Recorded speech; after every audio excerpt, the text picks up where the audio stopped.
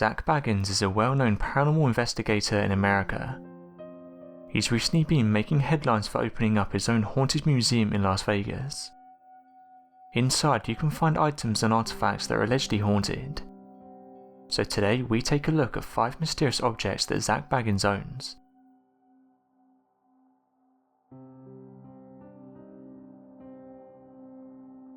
The haunted Titanic mirror. On the 14th of April 1912, a British luxury steamboat called Titanic hit an iceberg and eventually sank with over 1,500 people, including the ship's captain, Captain Edward Smith. Back at Captain Edward's home, Ethwin, a servant of his before his demise, was allowed to pick one item belonging to the deceased in exchange for the salary she was owed. She then went ahead to pick the mirror Captain Edward Smith left on the dressing table before he set sail on the unfortunate ship's well-known maiden voyage. She was however terrified by the mirror and told her relatives that it was haunted. She claimed that every year on the anniversary of the Titanic ship sinking, the captain's face would appear in the mirror. In a letter written by Ethwin's sister-in-law, she had this to say about the mirror. She always spooked me out when she said that at times she could still see Captain Smith's face in it on the anniversary of when the Titanic was sunk. The mirror was eventually deserted in Wolverhampton in a deceased estate after being passed down by Ethwin's relatives. It came into the possession of David Smith afterwards, and he kept it in a vault for 5 years. The mirror was auctioned on the 12th of December 2018 at the Richard Winterton Auctioneer's Fine and Decorative Art Sale. Richard Winterton believed the haunted mirror could be sold for as much as £10,000. This is due to the interest in the Titanic being bigger than ever. The auction made front page news in the papers, and Zak Bagans eventually acquired the haunted mirror, although no one knows for how much. Zak Bagans has added the odd artifact in his collection at the Haunted Museum in Las Vegas. Today, people that see the mirror have said that not long after looking at it, the apparition of Captain Smith makes itself present.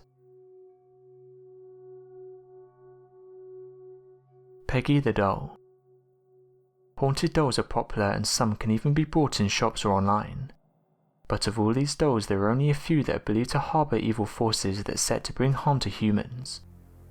One of such dolls goes by the name of Peggy. Superficially, she resembles your ordinary doll, with glassy blue eyes and a smooth weave. Be that as it may, Peggy is more dark than what she comes across. It's believed by many that she is being controlled by a mischievous spirit. One of the doll's one-of-a-kind forces is that it doesn't need to be in the same room with you for you to feel its impact. There have been cases of individuals who have experienced nausea, migraines and chest pains after seeing a photo or a video of Peggy. This is according to Jane Harris, who is a paranormal investigator in Britain. Harris is the owner of an organisation known as Haunted Dolls, and before she came in possession of the doll, the previous owner, who eventually gifted the doll to Harris, had many different unfortunate episodes with the doll. The earlier owner had sessions of hallucination, nightmares and fever, but nothing changed even after a priest was called in. At different times, Harris invited psychic mediums into her apartment to meet Peggy, and they all confirmed that Peggy was possessed by the spirit of a woman. According to them, this spirit was restless, frustrated and was treated bad when she was alive. It's gathered that the woman may have been born in 1946 in London, and some researchers have suggested she may have had a fear of clowns. Harris said that different people who have had experiences with the doll have come forward with comparable records, running from light bulbs exploding, to rooms becoming cold, to their computers freezing after they looked at an image of Peggy. Many psychics offered Harris the opportunity to get rid of the doll, but she refused, saying that she wanted to do more research on the doll. The doll was later obtained from Harris by Zak Bagans, which is currently placed in his museum in Las Vegas.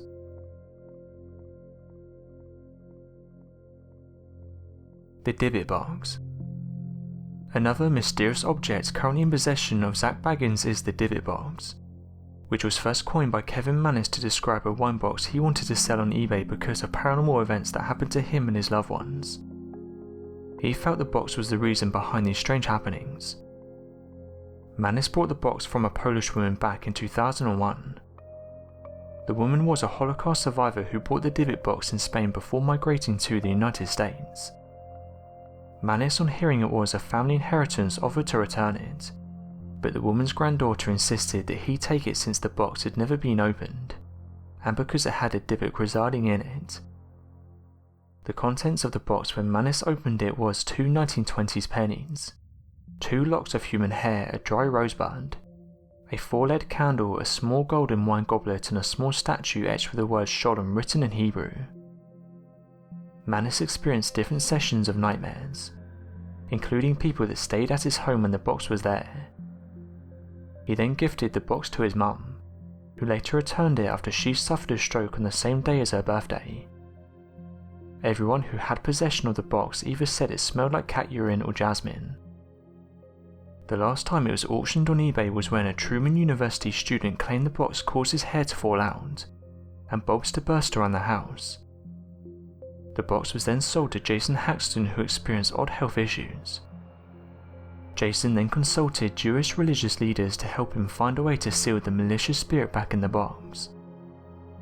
Jason kept the box in a hidden location for some time after it had been successfully sealed. He eventually gifted it to Zak Bagans to be displayed in his museum.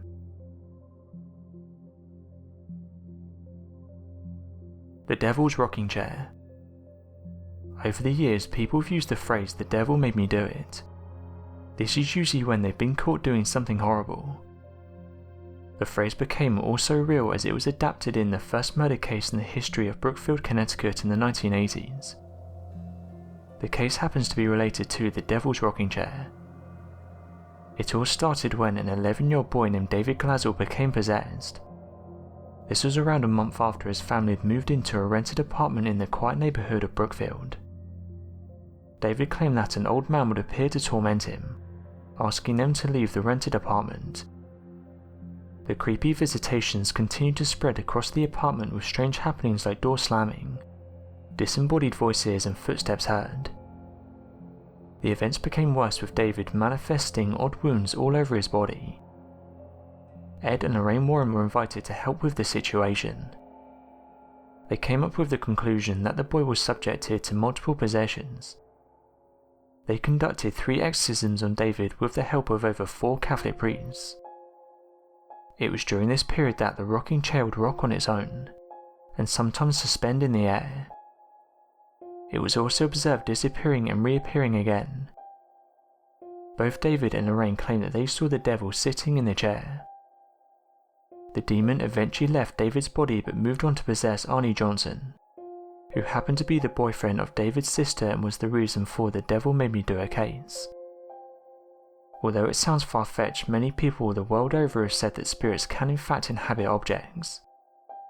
This could have been because during their life this object meant something to them, with some researchers saying the reason spirits inhabit objects is because their spirit latches onto them before they can move on.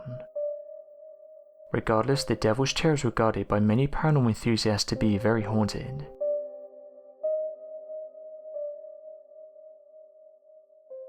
The Demon House Staircase.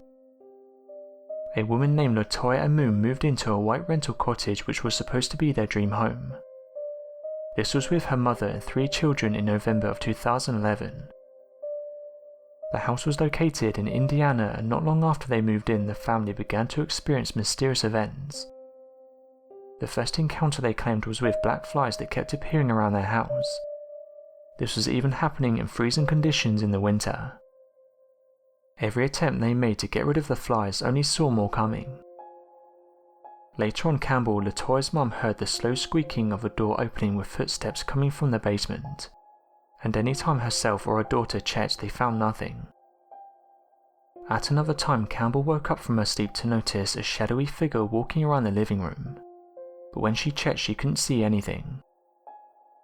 Other events began to roll in, from Latoya's daughter levitating while sleeping, from her older son being thrown across the room like a rag doll by unknown forces. It said this behaviour came down to the fact the house was being occupied by a demon. The family was able to hire the services of Father Michael Maginot, and he exorcised the home, which he did 3 times, 1 in Latin and 2 in English. This was after he came to the conclusion that the house was haunted by over 200 demons. LaToya eventually moved out the house.